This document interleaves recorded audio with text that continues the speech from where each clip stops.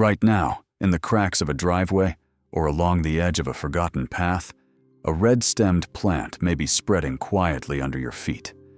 Most people would bend down, pull it out, or spray it without a second thought. But this so-called weed has fed human beings for nearly 4,000 years, crossed continents, survived collapsing empires, and carries an omega-3 profile that stunned nutrition researchers. Then, in 2022, scientists at Yale found something even stranger. This plant performs a kind of photosynthetic trick no other known plant on Earth has mastered.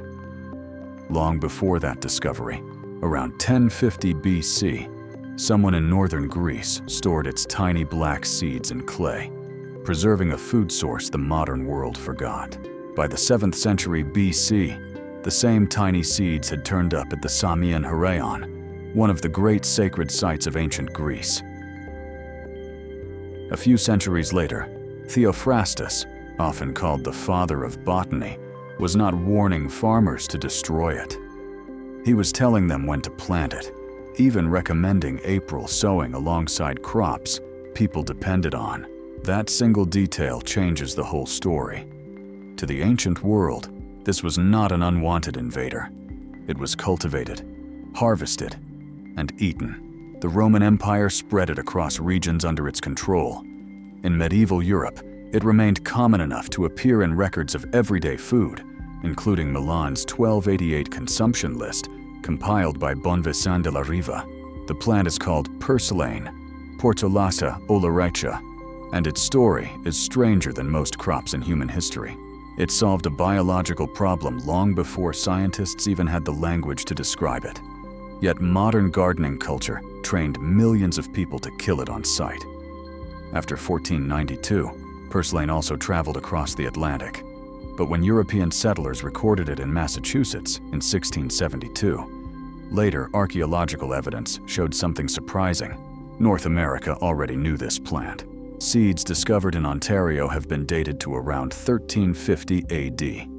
In Kentucky, the evidence reaches even farther back, roughly 800 BC. Long before European botanists gave it a formal Latin name, Native American communities were already cultivating purslane beside sunflowers, squash, and chenopod's within the Eastern Agricultural Complex. That means two worlds, separated by an ocean and thousands of miles, reached the same conclusion. This plant mattered. The question is, what had they already understood that we forgot? In 1960, physiologist Ansel Keys began the 7 Countries study, one of the most influential nutrition studies of the 20th century.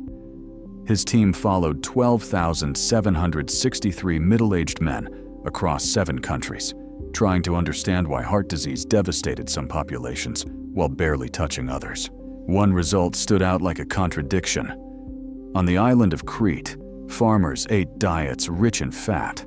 More than a third of their calories came from it.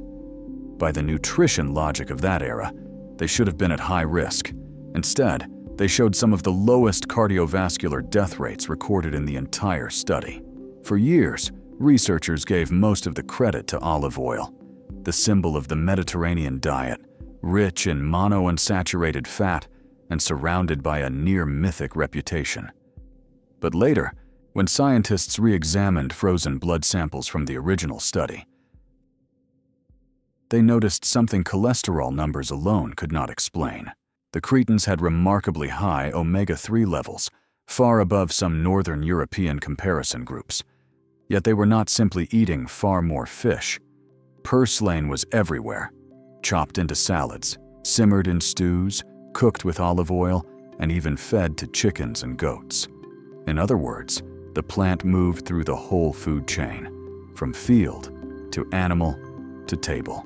In 1992, Dr. Artemis Simopoulos analyzed purslane and found numbers that looked almost unreal. Fresh leaves contained roughly 300 to 400 milligrams of alpha-linolenic acid per 100 grams, several times higher than spinach and dramatically higher than iceberg lettuce. Among common leafy vegetables, purslane stood out as one of the richest known sources of plant-based omega-3. Then came the detail that made researchers pause. Purslane also contained traces of EPA, eicosapentaenoic acid, an omega-3 usually associated with fish, algae, and marine food chains. The amount was small, but the implication was big enough that some scientists initially wondered whether the samples had somehow been contaminated. The samples were not contaminated. Purslane really did contain a rare nutritional package: high levels of vitamin E, beta-carotene, potassium, magnesium, calcium, glutathione, and even melatonin. For a plant dismissed as yard waste, its nutrient density was extraordinary. Then came a human trial that made the story harder to ignore. In the Lion Diet Heart Study, 605 people recovering from heart attacks were assigned either a standard cardiac diet or a Mediterranean-style diet, emphasizing foods such as purslane, walnuts, and other omega-3 sources. After several years, the Mediterranean group saw dramatically fewer major cardiac events and deaths. The results were so strong that the trial was stopped early on ethical grounds. So if purslane is ancient, edible, and unusually nutrient-dense, why is it not sitting beside spinach and kale in every grocery store? Why do so many people still call it a weed? In 2022, Dr. Erica Edwards and her team at Yale published findings in Science Advances that pushed purslane from nutrition curiosity into biological phenomenon. They were studying it because it seemed to break a basic trade-off in plant life. It could survive severe drought and still grow fast. Most plants rely on C3 photosynthesis, a system that works well when water is available and temperatures are moderate. Crops such as corn and sugarcane use C4 photosynthesis, which is better suited for heat and strong sunlight, but still depends on a reliable water supply. Desert plants like cacti take another route: CAM photosynthesis. They open their pores at night to take in carbon dioxide, then keep them closed during the day to conserve moisture. The trade-off is speed. CAM plants save water, but they usually grow slowly. Purslane appeared to do both C4 and CAM, so scientists assumed the two systems must be separated inside different leaf tissues. But when the Yale team mapped gene activity inside purslane leaves, the old assumption fell apart. C4 and CAM were not neatly separated into different zones. They were working inside the same cells, sharing the same cellular space. During the day, purslane used C4 chemistry to grow quickly under heat and sunlight. At night, it shifted into CAM behavior, taking in carbon dioxide while losing far less water. Even more remarkable, the nighttime CAM products appeared to feed directly into the daytime C4 pathway, creating a linked system scientists had not seen in any other plant. It was like finding an engine that does not merely switch between gasoline and electricity, but somehow runs both systems together in the same chamber. That biology explains why purslane is so hard to stop. It can complete its life cycle with far less water than many major crops, tolerate salty or disturbed soils, and produce astonishing numbers of seeds from a single plant. Those seeds can remain dormant in the soil for years, waiting for the right moment to return. Even broken stems can become new plants if they touch moist ground. Heat slows many vegetables down. Purslane keeps going. Drought wipes out tender crops. Purslane survives. To a gardener, that looks like stubbornness. To a biologist, it looks like resilience. And to an industry built around controlling unwanted plants, it looks like a problem. And that is where the story turns uncomfortable. In modern horticulture, purslane is usually not introduced as food, medicine, or climate-resilient agriculture. It is listed as a weed to be managed, suppressed, or eliminated. Major lawn and agricultural chemical companies sell products that target it in gardens, turf, and crop fields.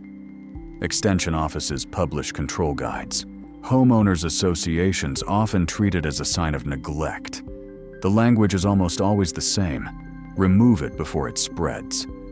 But the real issue is not that purslane destroys ecosystems. In many places, the issue is simpler. It grows without permission, reproduces freely, and refuses to fit neatly into systems built around control. Purslane is difficult to turn into a monopoly. It does not need a patented seed system, a yearly purchase cycle, or an expensive supply chain. It has been reproducing on its own for thousands of years, and one plant can create enough seed to keep a patch returning again and again. Compare that with other omega-3 sources. Fish depend on fragile oceans. Farmed salmon requires feed, water systems, and heavy infrastructure. Flaxseed oil oxidizes quickly. Supplements come in bottles, brands, and price tags. Purslane grows in ordinary soil, under ordinary sunlight, often without being planted at all. That makes it nutritionally valuable, but commercially inconvenient. And yet, many cultures never abandoned it. In India, purslane is eaten as kulfa. In Greece, it is known as glistrida. In Mexico, verdolagas are cooked with garlic, chile, and tomatoes. In China, maqizian has a long history in food and traditional herbal practice. Across Turkey, Iran, and the Middle East, it still appears in salads, stews, and medda. One half of the world remembered it as food. The other half learned to call it a weed. As climate pressure intensifies, the crops most at risk are often those grown in semi-arid regions, places where rainfall is already limited and becoming less predictable. Those are exactly the conditions where purslane performs best. While major staples such as corn and wheat need substantial seasonal moisture, purslane can complete its life cycle with only a fraction of that water. Heat is another advantage. Many crops slow down when temperatures climb too high, and soybeans can suffer serious photosynthetic stress above about 95 degrees Fahrenheit. Purslane, by contrast, is built for heat, drought, and poor soil. The plant many people spray from their patios may be a model for future food resilience. The first step is learning to recognize it. Purslane grows low and flat along the ground, with smooth reddish stems and thick, succulent leaves shaped like tiny paddles. The stems are never hairy, and when snapped, they look juicy and almost translucent inside. Its flowers are small, yellow, and often tucked close between the leaves. Once you can identify it confidently, stop treating it as waste. Young purslane, especially in its first few weeks of growth, is tender and pleasantly tart, with a lemony, slightly salty crunch. Added raw to salads, sauté it like spinach. Blend it into green smoothies.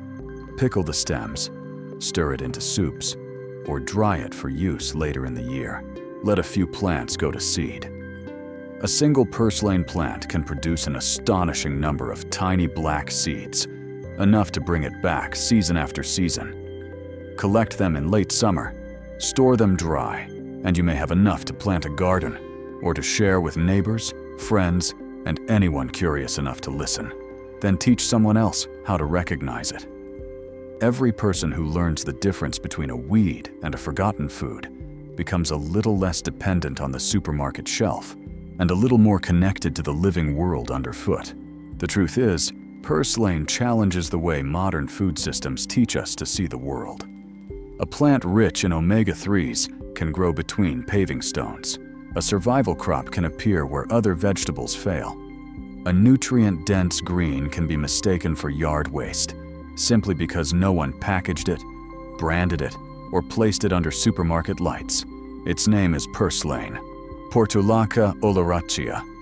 It has fed human beings for thousands of years, traveled across civilizations, and adapted to heat, drought, poor soil, and neglect. And it may already be growing just outside your door. If this story opened a new vault of knowledge for you, subscribe to Botanical Vault and hit the bell. Every like and share helps keep this forgotten wisdom alive. The next vault opens soon.